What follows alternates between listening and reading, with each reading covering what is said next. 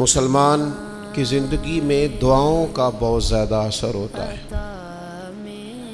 دعائیں لگ جایا کرتی ہیں، دعائیں اپنا رنگ دکھایا کرتی ہیں، دعائیں اپنا اثر رکھتی ہیں، اور انسان کے گرد جو چیز حصار بن کر اس کی حفاظت کرتی ہے وہ بھی دعا ہوتی ہے۔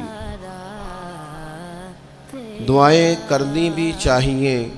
نبی کریم علیہ السلام نے فرمایا جو اللہ تعالیٰ سے نہیں مانگتا اللہ اس سے ناراض ہو جاتا ہے۔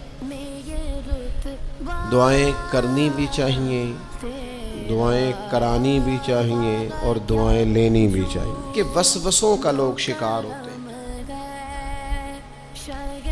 ایک وسوسہ لوگوں کے دلوں میں یہ بھی پیدا کیا جاتا ہے کہ جب اللہ تعالیٰ سب کی سنتا ہے تو کسی سے دعا کرانے کا کیا مطلب ہے؟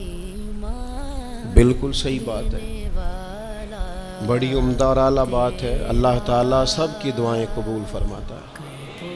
اللہ تعالیٰ اپنے ہر بندے پر اپنی شان اور اپنے فضل کے مطابق رحمت فرماتا ہے، اس میں کوئی دو رائے نہیں ہے۔ لیکن قرآن مجید خود فرماتا ہے کہ رب کے کچھ بندے وہ ہیں جو اپنے مومن بھائیوں کے لیے دعائیں کرتے ہیں۔ یہ کسی دوسرے کے لیے دعا کرنا اتنا محبوب عمل ہے کہ اللہ نے اسے قرآن مجید میں بیان فرمایا۔ وَالَّذِينَ جَاءُوا مِن بَعْدِهِمْ يَقُولُونَ رَبَّنَا اغْفِرْ لَنَا وَلِإِخْوَانِنَا الَّذِينَ سَبَقُونَا بِالْإِيمَانِ، فرمایا وہ جو ان کے بعد آئے وہ عرض کرتے ہیں رب کی بارگاہ میں کہ اے اللہ ہمیں بھی بخش دے اور ہمارے ان بھائیوں کو بھی بخش دے جو ہم سے پہلے ایمان لائے۔ وہ اپنے پچھلوں کے لیے دعائیں کرتے ہیں، اللہ کے حضور عرض کرتے ہیں یا اللہ انہیں معاف کر دے، انہیں بخش دے۔ یہ دعا انہوں نے کسی کے لیے کی، جب بھی وہ سوال کرتا ہے میں اپنے فضل سے اسے عطا کرتا ہوں۔ بخاری مسلم دونوں میں موجود ہے۔ اب ایسی زبانیں جن کو اللہ تبارک و تعالیٰ کی بارگاہ سے یہ اذن مل گیا، کثرت عبادت، کثرت نوافل، زہد، ورع، تقوی، کہ اللہ کے حضور جب وہ عرض گزار ہوتے ہیں تو مالک ان کی دعائیں قبول فرماتا ہے۔ تو اب اگر کسی کو کسی ایسی زبان کی خبر آئی اور اس نے جا کے اس سے دعا کرائی اور اللہ نے اپنے فضل سے اس بندے پر رحمت کر دی اور دعا قبول ہو گئی، تو بتائیے حرج والی بات کیا ہے؟ قرآن مجید نے اولیاء اللہ کہا ہے ان سے لوگوں کا رشتہ کمزور کرنے کے لیے ایک نیا رنگ، ایک نئے انداز میں بات۔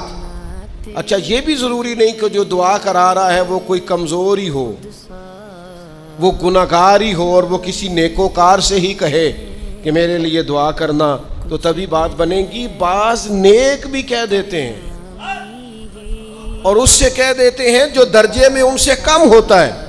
کیا حضرت امام جعفر الصادق رضی اللہ تعالیٰ عنہ نے کہا نہیں حضرت داؤد طائی سے کہ میرے لیے دعا کرنا؟ کیا بیٹا اپنے باپ کے لیے دعا نہیں کرتا؟ کیا بیٹیاں بیٹے ماں باپ کے لیے دعا؟ او سنو نا یار، اس سے بڑی میں آپ کو بات کیا سناؤں، بخاری مسلم میں موجود ہے۔ حضرت عمر فاروق رضی اللہ تعالیٰ عنہ عمرہ کرنے جا رہے تھے۔ اللہ کے پیارے رسول، رسول رحمت، محبوب رب اکبر صلی اللہ تعالیٰ علیہ وسلم نے فرمایا عمر میرے بھائی ہمیں بھی دعاؤں میں یاد کرنا۔ اب بتاؤ اس سے بڑی مثال کہاں سے لائیں؟ حضرت عمر سے نبی کریم علیہ السلام نے کہا عمر میرے بھائی ہمیں بھی اپنی دعاؤں میں یاد رکھنا۔ تو اگر حضور جناب عمر سے کہہ سکتے ہیں دعا کرنا، مجھے بتاؤ حضور کو ضرورت ہے جناب عمر کی دعا کی؟ کرا لینی چاہیے، کچھ لوگوں سے دعا کرا لینی چاہیے۔ بس اس سے زیادہ جملہ نہیں کہوں گا، کچھ لوگوں سے اپنے حق میں کچھ کہلوا لینا چاہیے، کوئی گواہی اپنے حق میں کرا لینی چاہیے۔ فائدہ ہوتا ہے، اس کا نفع ہوتا ہے، اس میں بڑے راز مضمر ہوتے ہیں، اس میں بڑے عقدے کھل جایا کرتے ہیں، اس میں بڑی آسانیاں ہو جاتی ہیں۔ میرے عزیز نبی پاک صلی اللہ تعالیٰ علیہ وسلم نے فرمایا جناب عمر سے، حضور فرماتے ہیں اللہ کے کچھ بندے ہیں اگر وہ قسم کھا کے کہے نا یا اللہ ایسا کر دے، یہ بخاری مسلم دونوں میں موجود ہے، وہ قسم کھا کے کہے نا لو اقسم علی اللہ لا ابرہ، وہ اگر قسم کھائیں تو رب ان کی قسم بھی پوری فرما دیا کرتا ہے۔ میرے بھائی، محبت کے لیے دل ڈھونڈ کوئی ٹوٹنے والا، کوئی جگہ ایسی تلاش کر جہاں سے دعا مل جائے، جہاں سے کرم ہو جائے، جہاں سے عطا ہو جائے، جہاں سے اللہ کا فضل ہو جائے۔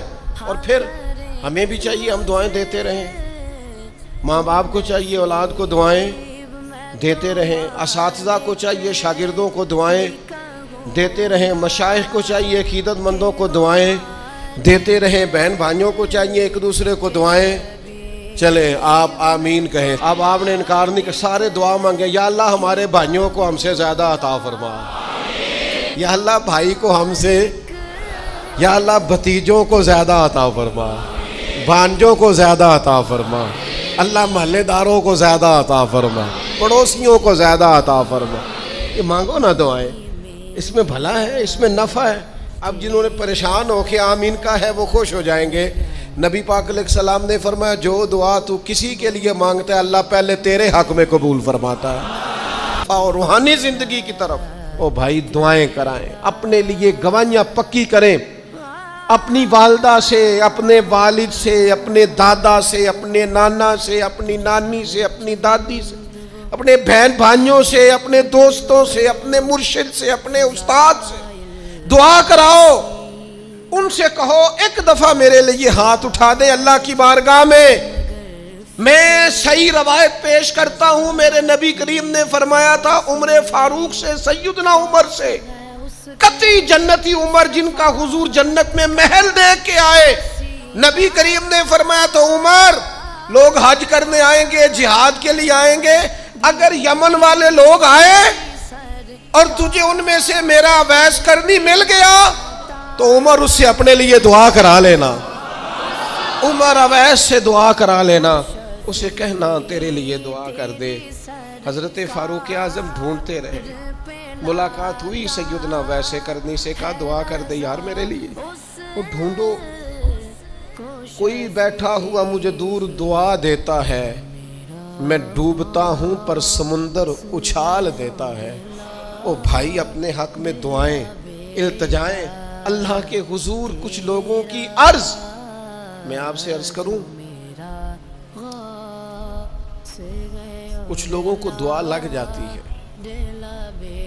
آپ کو جو آدمی بڑا چمکتا دمکتا اجلا نظر آئے نا، اس کا کبھی ماضی ٹٹولو گے نا تو کبھی کوئی اس کے گھر سے روٹی کھا گیا تو فقیر اور اس نے ذوق سے کھلائی تھی، کبھی پیچھے سے ٹٹولو گے تو کوئی روٹی کھا کے دعا کر گیا تھا، کوئی چند گھڑیاں دروازے پہ رہا تھا، اس نے نیکی کی تھی دعا کر گیا تھا۔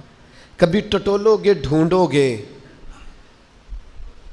تو بیمار ماں نے کسی کو دعا دی تھی کہ پتر اللہ تیرے اوپر فضل کرے، کسی کے بوڑھے باپ بیمار نے دعا دی تھی اللہ تجھے کسی کا محتاج نہ کرے، کسی نے دعا دی تھی۔ وہ دعا ہے جو اس کے دائیں بائیں آگے پیچھے چلتی ہے۔ حضرت